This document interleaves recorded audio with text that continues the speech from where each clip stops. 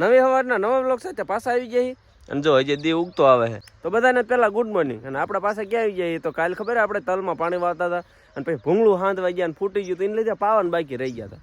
તો એ તલમાં પાછા પાણી વાળવા આવી ગયા છે. કાલ ભૂંગળું ફૂટ્યું હતું એને લીધે ખાલી જો એક કેરો પીધો.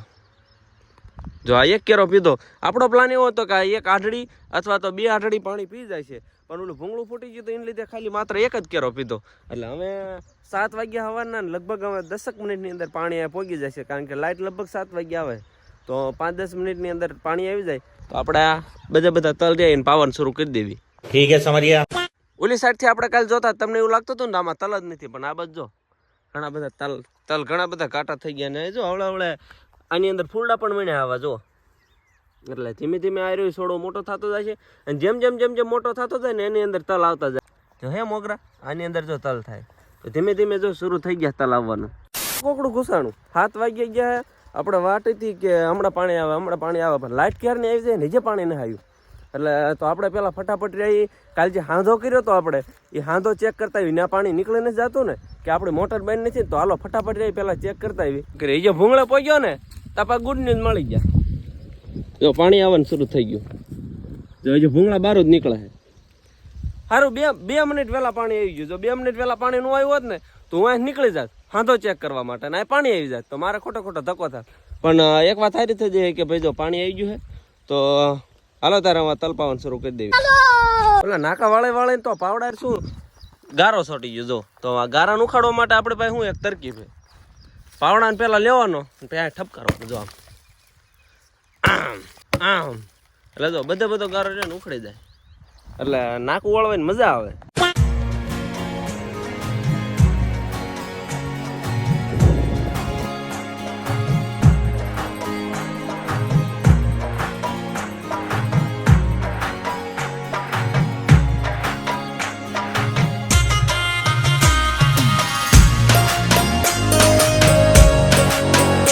ઓલરેડી સક્સેસફુલ આપણે પાણી વાળ નાખીએ પણ હવે ઘરે જવાનું થઈ ગયું છે, કેમ કે જે આઢળી પાણી વાળવાનું થાય ને તો એમાં ખાતર નાખવાનું બાકી છે. તો પેલા ફટાફટ ઘરે ખાતર લેતો હું અને પછી આની અંદર નાખી દઉં. તો ચલો ફટાફટ ખાતર લેતા આવી ભેગું થાને ભાઈ. આપણે પાણી વાળવાનો વારો હતો તો ચકલા ઉડાડવાનો વાળો કોનો ખબર? ક્યાં બોલો તું? ઉડાડવાનો વાળો કોનો ખબર? એટલે વાળો ક્યાં આવડે વારો મારા મમ્મી નો માઈ નો જો ભૂરી નો જો તમને દેખાતા જોઈ રહ્યા જો ચકલા ઉડાડે જો ભૂરીને બે ભૂરીને મારી મમ્મી બે. હાલો એ ભલે ચકલા ઉડાડે આપણે ફટાફટ ખાતર લેતા આવી નકર ઓલો કેરો ભરે રહીશ.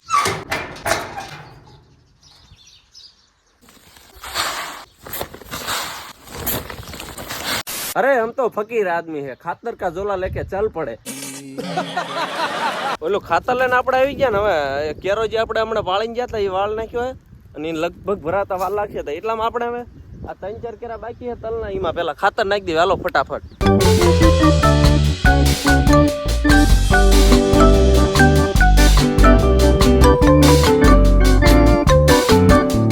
સક્સેસફુલી આપણે બધું ખાતર તલની અંદર નાખી દીધું હોય અને હવે પાણી વાળવાનું ખાલી બાકી છે. અને પાણી વાળતા એક ફોન આવી ગયો છે કે મહેમાન આવે ઘરે. તો પાણી વાળતા કા રેળ મૂકીને ઘરે જવું પડશે કે મહેમાનને વાટ જોવડાવવા પડશે. બીજો આપણે પાસે ઓપ્શન નથી કઈ. જોઈએ શું કરવી. જમણવાર કોઈ મૂકે આપણે ન મૂકતા હતા બગલા કેમ મૂકે. જો કેવા તલમાં આવી ગયા પાણીની અંદર જીવડા ગોતવા માટે મફત. એક નહીં પણ હાગમ આખું ઘર આવી ગયું. શરમ હે કુછ નહીં.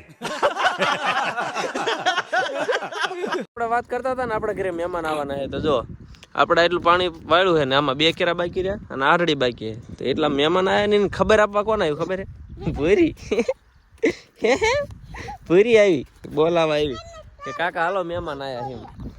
હે તે ભાંગ નાખ્યો મારું નામ દેમાં. હા ક્યાંય જોઈતી જ નથી. જો ભાંગ નાખ્યો જો તલ ભાંગ નાખ્યો જો. એ કોણ આવ્યું મહેમાન? મહેમાન કોણ આવ્યું તને ખબર હે કોણ આવ્યું હે?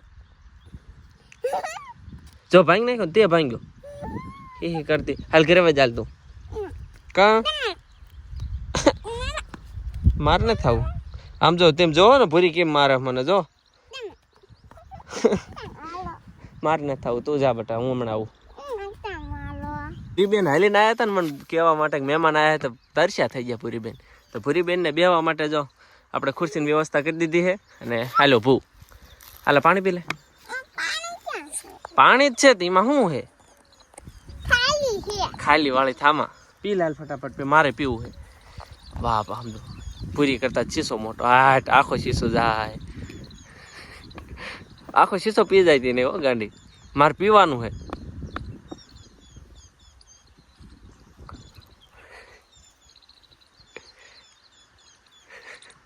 પછી આ ભોલ ફૂટી જાય છે. ફોર્મમાં કેટલું પી જાય, ભોલ ફૂટી જાય છે. હું કરતી કેટલું પી જાય. શીશો ખૂટવાડી દીધો, મારા હાટ રાખ્યો જ નહીં. બધું પાણી પી જાય, મારે શું પીવાનું બોલો? કેટલું પાણી પી જાય? કશું પાણી પી જાય છે. કેટલું પી જાય? સમજો મોઢું જો કરે પાછું.